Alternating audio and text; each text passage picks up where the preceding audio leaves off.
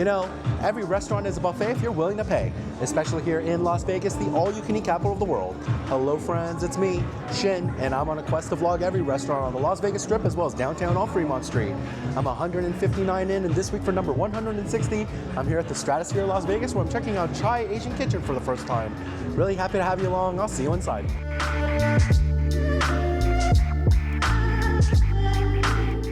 All right, everyone, and here I am seated at Chai Asian Kitchen at the Stratosphere, Las Vegas. Now, this is a really cool restaurant. I was not expecting this given the unassuming look from the outside. Really cool contemporary artwork on the walls, a floating red dragon in the ceiling.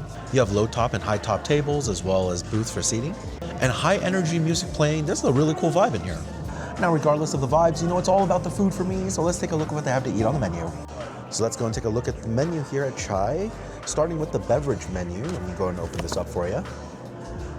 Feel free to take a pause in the video if you'd like to take a closer look at these drinks. Looks like we have cocktails here on the left for $18. And then an assortment of beers. Looks like a large format here, all 20 bucks.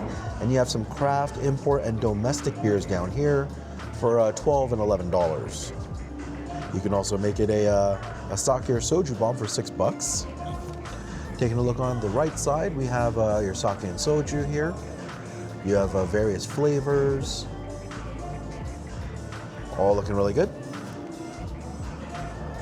And here is your list of non-alcoholic beverages. Your sparkling water up top, various premium teas, jasmine pearl, peach oolong. Yeah, looking really good. And it looks like they also have a petite wine list here. Your sparkling and your sweet wines up top. A couple of wines and rosés here, as well as your reds down here. And that's your alcohol menu here at Chai. Now, I'm not going to be doing any drinking tonight, just the Diet Pepsi for me. Let's take a look what they have to eat next. Alrighty, so let's take a quick look through the menu here at Chai Asian Kitchen.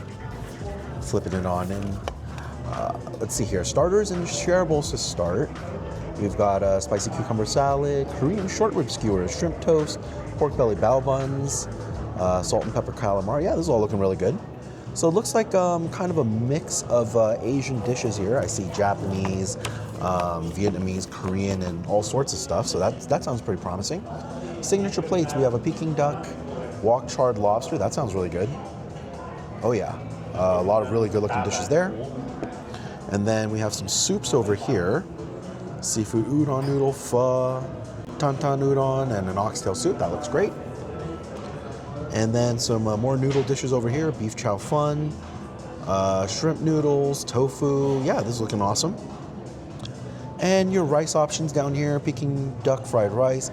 Ooh, bulgogi fried rice. That sounds really good. Yeah, some really good looking options here. And if we take a look here, we've got some premium teas for $8.88. Some desserts, as well as your sides. And that's your menu here at Chai. Now that's a lot of really interesting looking options here at Chai Asian Kitchen, and plenty I'm looking forward to trying today. You know how it goes in my videos, every restaurant is a buffet if you're willing to pay. I'm gonna get a nice variety, and together we're gonna see what this place is all about. Appetizers are coming up first. I'll see you a little bit when they arrive.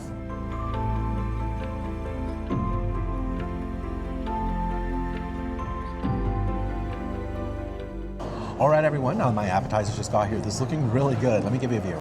Now, I got an order of their pork belly bao buns, as well as their sweet and sour pork ribs, some charred green beans, their crab wontons, and their spicy Szechuan dumplings. This is all looking really tasty. Let's give it a try. I'm gonna kick things off today with the crab wontons. Now, these are served alongside some kind of a sauce, and we'll give it a little bit of a dip here. Hopefully this is good. Let's give it a taste.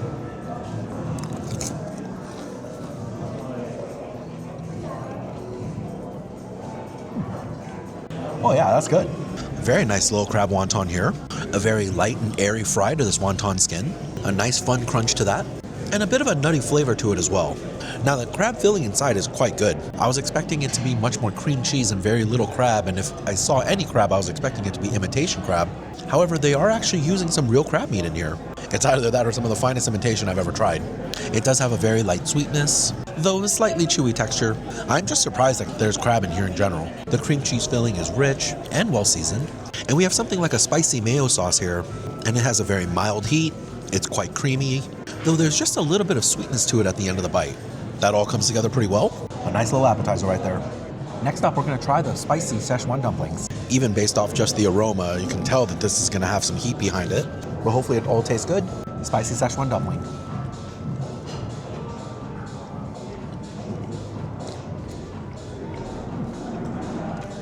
Oh, you know what? Not bad. A nice texture to this dumpling skin. It's not too gelatinous, not too glutinous, although still firm and having a nice neutral flavor. Wonton skin here are great. Now they have a pork and shrimp filling inside, and both proteins are very good. The shrimp is succulent, the pork is juicy and tender, all very well seasoned with a nice garlicky flavor. I really do like that dumpling filling.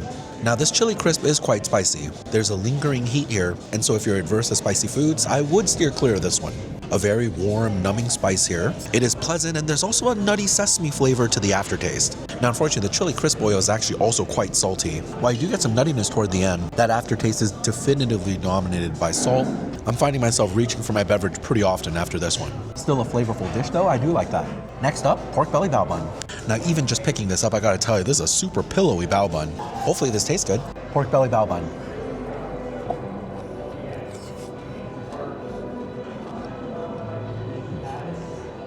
Oh yeah, that's good. Now my hands did not deceive me from earlier. These are very pillowy bao buns. Nice, light, and fluffy with a slightly earthy flavor. Really enjoying the bao bun here. The pork belly inside was nicely prepared. The meat is soft and tender, though it still has a nice crust developed on the outside. Really enjoying the pork here. The cucumbers provide a bit of a refreshing coolness as well as some crunch to the bite. And some peanuts here also delivering a nice nuttiness. Now they're using a hoisin-based sauce, which is salty and sweet, and just a little bit tangy. And I'll say altogether this is working well. A nice little pork belly bao bun there, I enjoyed that. Next up, we'll go in on some green beans. A really nice looking green bean appetizer here. And this is looking quite tasty. Charred green beans.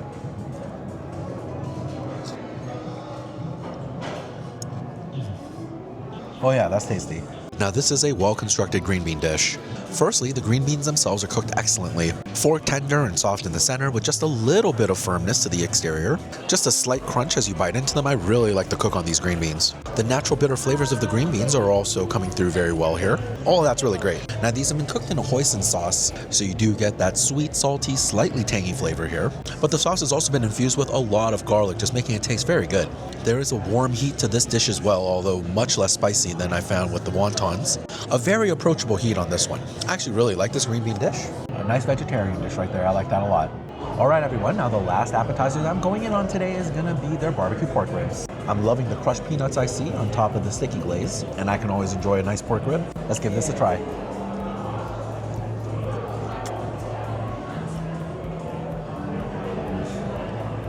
Oh yeah, it's pretty good. A very enjoyable rib dish, starting with the cook on the ribs. While I wouldn't say it's the most tender pork bite I've ever had, it's certainly soft, and the pork itself does have a good flavor. It's been well seasoned. You can definitely taste the meat. Now they have a really tasty Chinese barbecue sauce applied here. Not only is it tangy and sweet, but they've also given this a nice broil, allowing the sauce to caramelize, delivering some deeper nutty flavors. Speaking of nutty, I do like the addition of the crushed peanuts here, and the green onion on top does provide just a little bit of bite. The glaze is also very garlicky, and it is soy-based, so you get a bit of an umami hit here. All in all, I'd say this is quite good. A really solid appetizer lineup today. That was good. All right, everyone. Now that's all of the starters I'm trying today. I'm gonna take a few more bites. I'm gonna box this all up to go, and then we'll go on our first round of entrees. Don't worry, I'll be right back.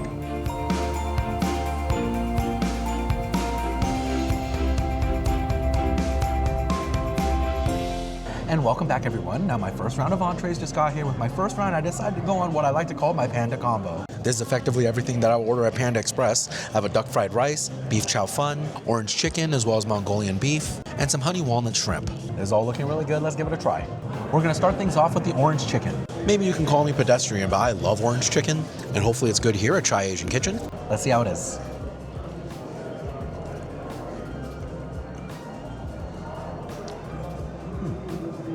Yeah, not bad. This is a pretty solid recipe, just a few things keeping it from being great. I'll just start with the biggest detraction. Unfortunately, the skin is not crispy at all. I wouldn't exactly call it mushy, but it's definitely lacking the satisfying crunch that I was hoping for. Now that said, the chicken inside is quite good. It's tender, it's juicy, well seasoned, it has some good flavor. You really do make out the taste of the chicken here, so that I appreciate. The sauce is also quite nice, sweet, savory. You definitely get the citrus element from the orange here. And the sauce is also incredibly garlicky, that I like a lot. The sauce is good, the chicken's good. If the breading was just a little bit crispier, I think I would have enjoyed this a lot today. Next up, we're gonna try the honey walnut shrimp. Now this is a dish I always enjoy going for at Panda. Hopefully it's good here. Honey walnut shrimp.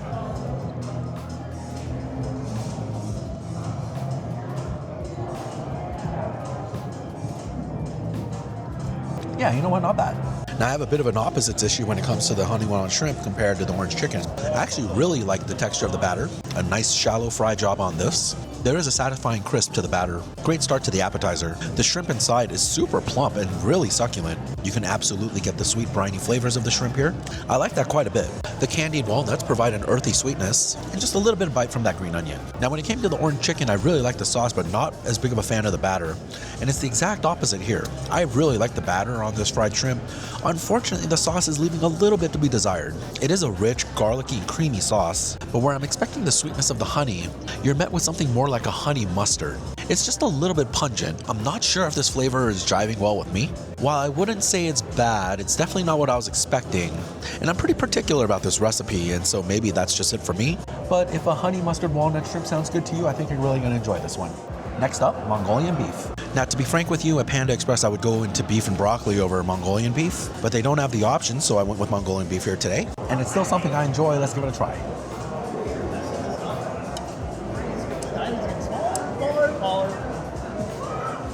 No, unfortunately, I can't say I'm the biggest fan of this one.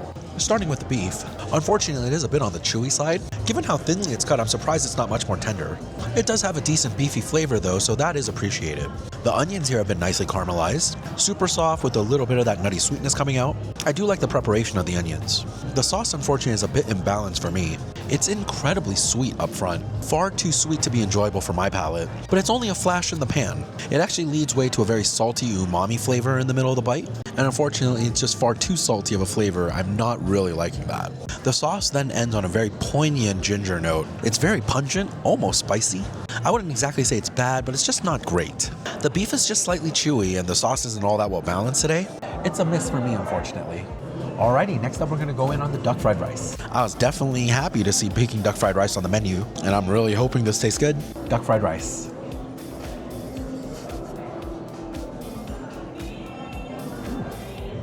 Oh yeah, that's very good. Excellent fried rice here at Chai Asian Kitchen. This dish was executed flawlessly in my book. Perfect texture on this rice. Still a little bit bouncy, not too sticky or gummy. Properly dehydrated before it went into the wok. This is great. Very well seasoned, nicely stained with soy sauce. Very good fried rice. A nice amount of egg here provides richness. And the carrots and peas actually still have a little bit of snap to them. Oftentimes you find the vegetables in fried rice to be quite mushy. Not the case here, I actually really appreciate that. Now the duck in this fried rice is really good. A fatty, rich duck meat here. It's soft and tender, with all the flavors you're expecting from a Peking duck. You absolutely get the garlic, the ginger, the 5-spice, making for excellent accent flavor throughout the entire fried rice. I'm actually really enjoying this. A really good fried rice dish there. I like this one a lot. All right, everyone, now the last bite I'm trying from this first round of entrees is going to be the beef chow fun. A really good looking beef chow fun here. This is a flavor I typically enjoy. Let's see how it is here. Chai.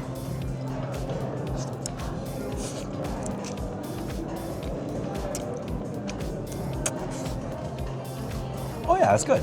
Starting the discussion with the chow fun noodles, you have your wide rice noodles here. Cooked well, they're soft but not mushy, with a slightly elastic chew and a nice neutral rice flavor. I do like the noodles here.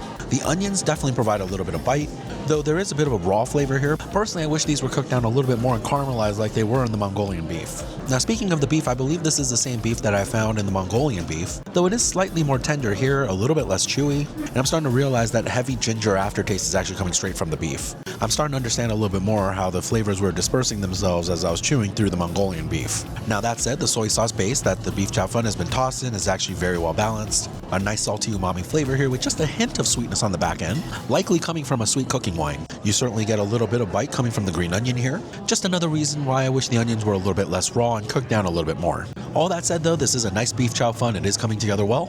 I did enjoy that dish. That was good. All right, everyone, now that's all the food I'm trying from this first round of entrees. A few more bites, I'm gonna box this all up to go, and then we'll do round number 2. Don't go, I'll be right back.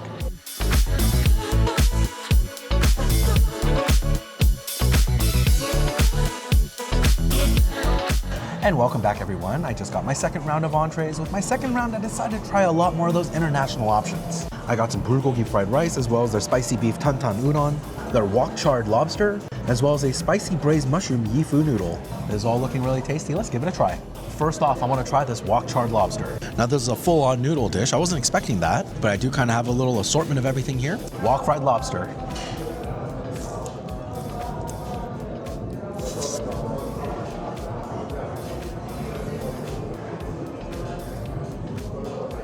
Yeah, you know what? Not bad. Now I'll start the discussion with the lobster itself. I would say it's pretty good. It is slightly on the chewy side, but the coated batter does have a nice light fry to it. Not super crispy, but certainly not mushy yet. You do get the sweetness of the lobster here, however, it's not until the aftertaste. The first flavor you experience is actually something more like a toasted ginger. It's pungent in flavor, almost overpowering, just playing with that line. But it is a nice relief when you do get the sweetness of the lobster afterwards. In general, I'd say the lobster here is pretty good. I'd say my biggest issue with this noodle dish is that the rest of it is relatively unimaginative. The noodles do have a nice firm chew to them. Unfortunately, they're relatively bland. You do get a little bit of an earthy wheat flavor, as well as just a light sweetness from some of the sweated bell peppers here. But otherwise, I think the dish is just a tad under-seasoned. You do get a nice earthiness from the mushrooms. While it's not bad, it just feels very plain. The lobster is the star of the show though, so that I appreciate, but I think this dish could just use an extra dimension. It feels a little bit flat to me. It's certainly not bad, it's just a little far from great. Next up, we'll go in on the braised mushroom yifu noodles. Now, I believe this is a vegetarian dish on the lineup, and I would say Asian cuisine in general typically have some pretty good vegetarian offerings. Hopefully that's the case here. Let's see how it is.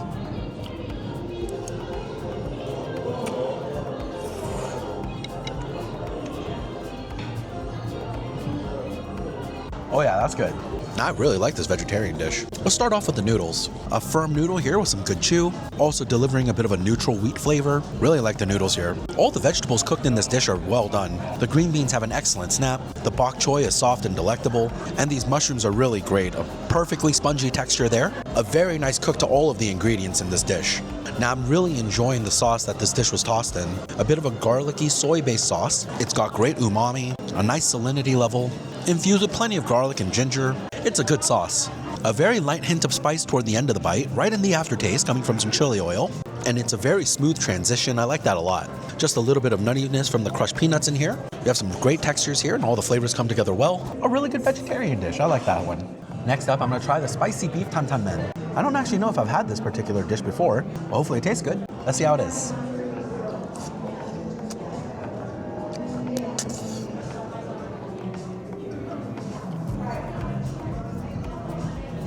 Unfortunately, I can't say I'm the biggest fan of this one. This is a pretty interesting flavor. I can't really say that I enjoy this flavor profile, but I think that might be a personal thing. So let me at least start with the good. The udon noodles here have been well cooked. A bit of a bouncy chew to these udon noodles. And again, a nice neutral flavor. The udon noodles here are just fine.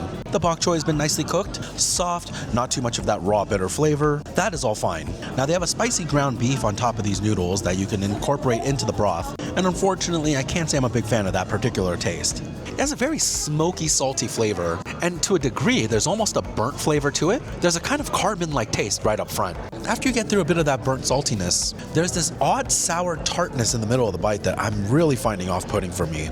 And then toward the end of the bite, you get something that tastes a bit like old tomatoes. Unfortunately, I can't say I'm the biggest fan of this flavor profile. This one's definitely not for me. I'd be skipping on this one. All right, everyone, now the last bite that I'm trying for my dinner tonight is gonna be the bulgogi kimchi fried rice. I knew as soon as I saw this on the menu, I had to try it. I love a good kimchi fried rice. And I'm hoping the one here at Chai is solid. Bulgogi fried rice.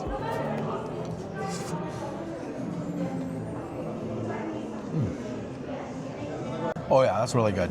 Maybe fried rice is just the way here at Chai. A nice cook to the rice, just like on the duck fried rice. A nice bouncy texture, not too sticky or gummy. Perfectly dehydrated rice was used for this. Wonderfully seasoned, nice amounts of salt, pepper, and garlic here. A little bit of additional egg for richness. The base of the fried rice is quite good. Now the bulgogi in the dish is solid. While not the most tender cuts of beef, they definitely did nail the flavor profile. A little bit of a sweet, savory tang to that beef. It definitely follows the recipe. I really like the inclusion of the kimchi here. Not only does it provide a little bit of crunch, but that fermented sour flavor and a little bit of spice definitely gives a lot of extra dimension to the fried rice. That is enjoyable.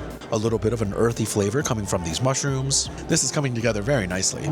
A great bulgogi kimchi fried rice there. I like this one a lot. All right, everyone, now that's all of the food I'm trying today. Just a few more bites. I'm gonna box this all up to go, and then I'll do a little bit of dessert next. Don't go anywhere because sweets are coming up.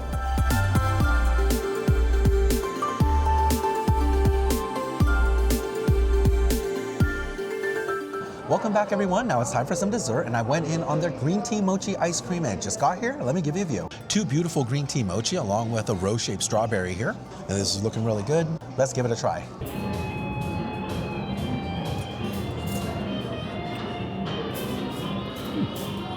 Oh yeah, that's good. A really nice mochi here. Starting off with that mochi skin, it's incredibly soft and pliable. A little bit of an elastic feel to it with a slightly sweet though neutral rice flavor. I really like the mochi skin. The green tea ice cream inside is creamy and sweet and really rich, though you absolutely get some of that bitter matcha flavor that you're expecting from something like a green tea. A bit of additional airy sweetness coming from that whipped cream. All of this is coming together really well. A nice little enjoyable dessert there. A great way to finish off the meal.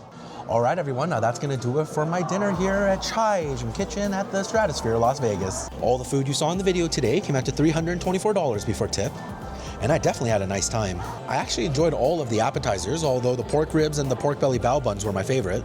And from that first round of entrees, the duck fried rice was absolutely the star. I'd say the bulgogi fried rice as well as the yifu noodles were my favorites from the second round. And in general, I do like the Pan-Asian menu here at Chai Asian Kitchen. If you're staying at the Strat or you're interested in checking out Chai Asian Kitchen, hopefully this video has been informative for you. All right, everyone, now that's going to do it for this week's video where I continue my quest to vlog every restaurant on the Las Vegas Strip as well as downtown on Fremont Street. Make sure you return next Saturday as I continue to add to my collection. Thank you so much for watching. Have yourself a fantastic week, and I hope you enjoyed Vegas with me, Shin. Bye.